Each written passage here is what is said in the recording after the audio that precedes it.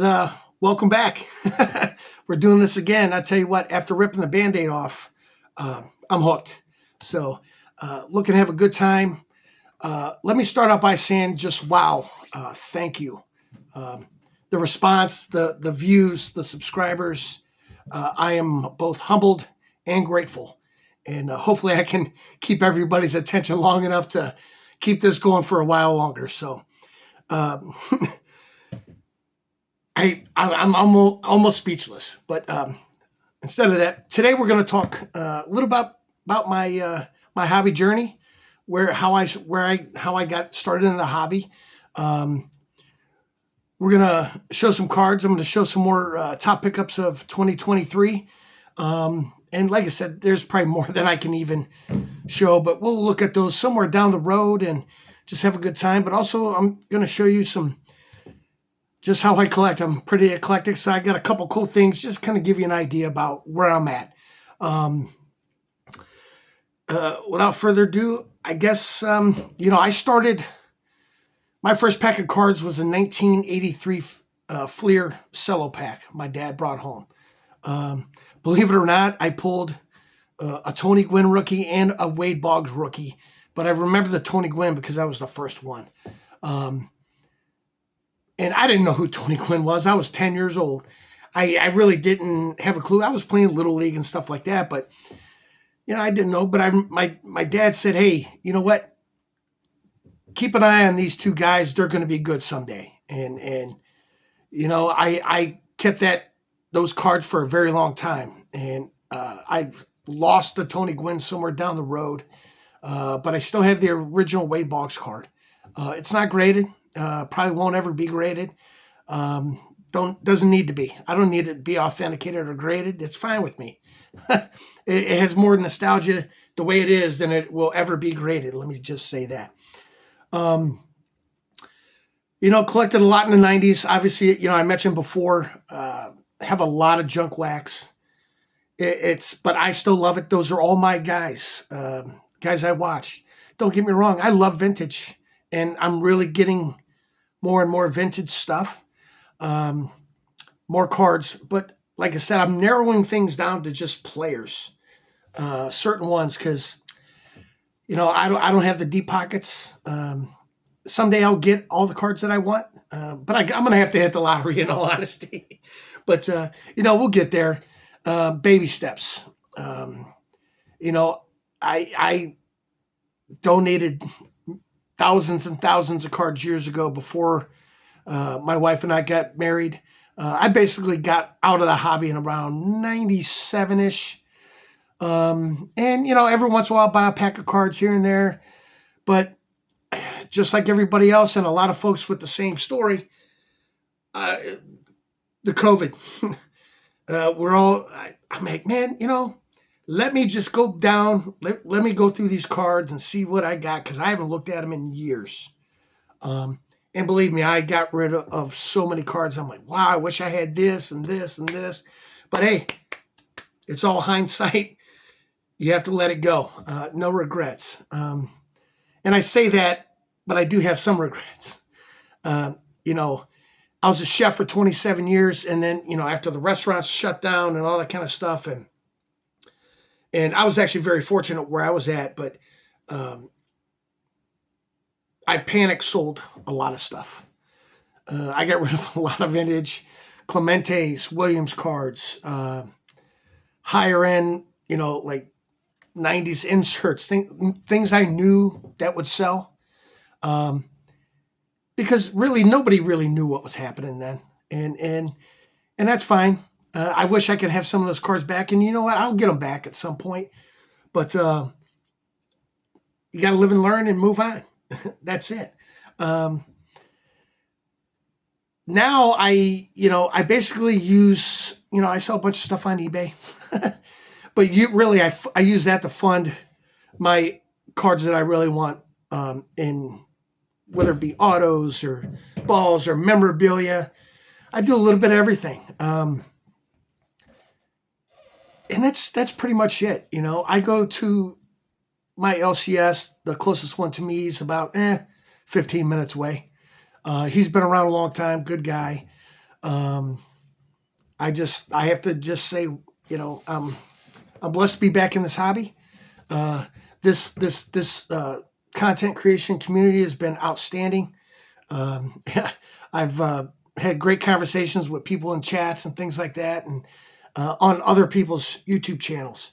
Um, that being said, I'd be remiss to not thank a couple people. I mentioned about people poking me to get to doing this. Um, Billy Pyle, a friend of mine, he has a YouTube channel called The Car Pile. That's Pyle. He has a really good Facebook group that I'm a part of. Um, Theo at Clemente Collector, John 3D's 80s Kid, Lou Rock TV, and Mike Junkwax Hero all just gave me that little bit of push that I needed to just get this going. All right, man. That being said, let's show some cards. Just going to show a few more great pickups of 2023. And this first one, you're going to go, what's going on here? But it's a 1990 Fleer. Dave Martinez. I know it's kind of hard to see, but that 90 is in yellow. If you're a 90s or an Eras collector, I've waited 30 plus years to find this card. I had a YouTube eBay search saved, and it came up, and I made an offer. The guy took it. I'm like, done, sold. I finally got one. It's taken me that many years, but I am so happy to have this card. This one I am going to send off to get graded. I think it's a pretty nice example. Pretty solid all the way around. Centering's pretty good all the way around, top to bottom. Sorry about the glare, guys. Should have took it out of the hard sleeve, but one of my favorite era cards that I've wanted for a very long time, and I got it. So I'm pleased with that. Another one, just a great card. This is a 1996 Zenith Mosaic, but as I mentioned before, you're going to see a lot of tribe stuff. Okay, a lot of Cleveland Indians, Guardians. PSA 10. It's got Albert Bell, Carlos Baerga, and Manny Ramirez. And it's kind of hard to see, but it has that Dufex, which I love the Pinnacle sets from these couple of years that had the museum collections. I just love the way they look. I think they're fantastic cards. And I got this for a steal. To me, it's an amazing card, but absolute steal. Next one, another card I've waited a long time to get. I actually bought this like on a Sunday morning at like 5 a.m. Auction ended. So a nice George Brett rookie. Pretty nice. Man, I'm sorry about the glare, guys. I'm going to work on that. But just a really nice example. Really clean. A little bit of edge wear. That's to be expected on, 75s, right? So just a great card. Another fun card, not a valuable card by any means, but I told you I collect oddball stuff. I like the weird. This is just a really fun, really miscut 73 Thurman Munson. Love Thurman Munson. Just a really good time. I think he should be in the Hall of Fame, just my opinion. He was the captain, but just a really fun card. It's really bad on the back too, but it's just a fun oddball card. Another one, always wanted, just out of pure respect for the game, Asada Haruo. So that's 1975-76 Calby. Let's see, man, I'm bad with the glare, man. I apologize. But just a great card. Great image of him. Obviously, it's later in his career. But just a really, really nice card. Pretty sharp for a Calby. I'm happy with a 5. One of my favorite pickups, I'm going to take this out of the sleeve because I can, is this 1952, Red Man with the tab. Beautiful image of Eddie Matthews. Yeah, it has a little bit of damage right here. This is going to go off to SGC to be graded as well. But just a really sharp image. Just enjoy this card tremendously. Another one of my favorites, and I couldn't get this. I couldn't open the PSA slab sleeve to get it out of here, but just a really nice 68 star power on here. I mean, come on. Clemente, Aaron, Cepeda, League Leaders card number 1 in the set. Number 1 in the set. But just a sharp, really, really, really nice 5. I have trouble figuring out why a 5, but I'm okay with it. I'll take it, nonetheless. And then one of my all-time favorite players is Ted Williams. And I'm working on building the 59 Fleer Ted Williams set. And I picked up a really couple nice cards graded. Not all of mine are graded, and I don't have the complete set yet, but I'm working on it. I'll probably work on that at the National. But a really, really nice, there we go, really, really nice 7. It's got the Babe on there. Just a great looking card all around. There we go. I know I'm hiding my ugly face, but I'd rather do that. I'd rather feature the card than my face. So probably one of my favorite cards and favorite images of Ted in general. 59 Fleer again. This is card number, I need my glasses, 63, I believe. Ted's All-Star record. A lot of folks recognize this image.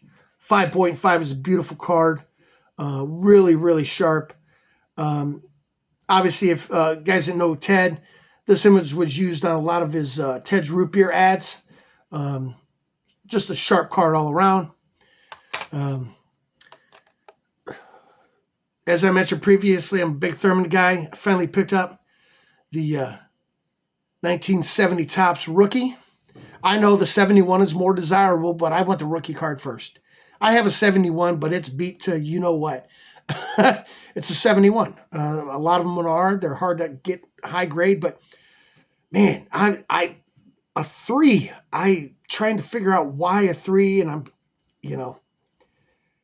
just, it's okay. I'm fine with it. I'll take it. I bought this raw. I sent it in to be graded, and when it came back a 3, I was like, what? But anyway, hey, I'm fine with it. It's great. Love it. Enjoy it. And I don't know if you can see, I'll show it down here real quick. I got the Swingman sweatshirt on today. In honor of this card. Always wanted a Ken Griffey Jr. auto. So this 96 SP, I think. 95, 96 SP. It is authenticated by Upper Deck. It's really hard to see the auto on there. There. Really super sharp auto. I'm debating whether to send this in to be graded. It's already authenticated by Upper Deck. What do I need to send it in graded for and spend that money? But, it's not going anywhere. I'm not selling it. So I just may display it really nice and go from there. So probably my number 2 pickup, and I thank Theo at Clemente Collector for this. This is a 1972 Harmony Dairy Roberto Clemente Collectors Club card. This is in a 3. I think it's pretty sharp 3, though, if you want my opinion. Great image of Roberto. Up here, you'll see I have an uncut. That is the, right here. That is the Daily Juice. That's a part of an uncut sheet. Somebody basically cut it into quarters, and so does that. But I'm happy with that piece as well. And we'll talk about that another day. Just a great, great Clemente card. So happy to have this. Never knew it existed. I only knew of the Daily Juice. But just, wow, I'm floored. Got a really good price on it, too. Just absolutely love having this card. And, later on in other videos, we'll get into some other Clemente stuff that I've accumulated or picked up over the years and all that. So we're winding this down because I don't want to keep this too long. I want to keep everybody interested. So just some oddball stuff. So this is a 1986 toothbrush holder. Approved by Dave Winfield, by the way. But I love Chief Wahoo. Anything Chief Wahoo, I'm in. I have watches, I have hats, I have, you name it, oddball stuff. But this is a toothbrush holder, just a toothbrush holder. I actually have two of them. This is actually the better condition one. It's pretty beat up, but find one. I first one I've ever seen in my life. You know, and I was born in 73 and I grew up in the 80s. I never saw one, so go figure, right? But just a really cool piece. Really happy to have it. It's going to end up going on the wall. I'm working on redoing all of my walls. So another great, unique item. I do a lot of baseball stamps too, but that's a whole another video. This is really nice. This is from 1939. Basically, my understanding of what this is it's a mourning card. M-O-U-R-N-I-N-G. Mourning card. 1939. I'll read this to you real quick. Henry Louis Gehrig, better known as Columbia Lou, the Iron Horse of baseball. Illness this year put an end to one of the most remarkable baseball playing careers. The 36-year-old, 6-foot-tall, 200-pound left-hand Lou, the greatest first baseman of all time, benched himself after setting a consecutive games played record, which will never be beaten, which we all know it has. But it ran from June 1st, 1925 to May 2nd, 1939 for the grand total of 2,130 games. Just a great piece. This stamp here commemorates, from 1939, commemorates the 100th anniversary of our great pastime. On the back, it says public school number 24, Virginia Avenue, Jersey City, New Jersey. It's even dated here. 11/21/1939. Sorry, it's a little blurry. On the back, it says, in 1939, I was attending public school number 24. The baseball stamp was issued to commemorate 100 years of baseball. And Lou Gehrig's wonderful record of almost 14 years of baseball ended. So, fantastic piece again. Another great piece here. 1960 Pirates. I love the 60 Pirates. I love Maz. All that. This button, not rare, but to have that brass ball and bat with it is pretty unique. Very hard to find with that still intact. And there were other things that was attached, but my understanding that brass ball and bat make it a little more valuable. To me, it's just a great piece. I love it. Good times. Two more items, and then we're going to say peace out. Another oddball thing I have, beer. So this is a Hood & Pole, 1976, pure grain beer out of Cincinnati. This just commemorates 75 world champion Cincinnati Reds. Love bench, big red machine, all that. Good times. Love it. So you never know when you could find a great bargain. And here's my point. This looks pretty unassuming. This is just a induction day cover. Cooperstown, New York, 1987. Ray Dangerage. That is his autograph. It is legit. I bought this for $1 at a stamp show. It was just in a random box of things. I'm like, wait, is that real? I'm looking at it. I got on my phone, compared it real quick. I'm like, it is. It's so I got a autograph Hall of Famer on his induction day for $1. Can't go wrong.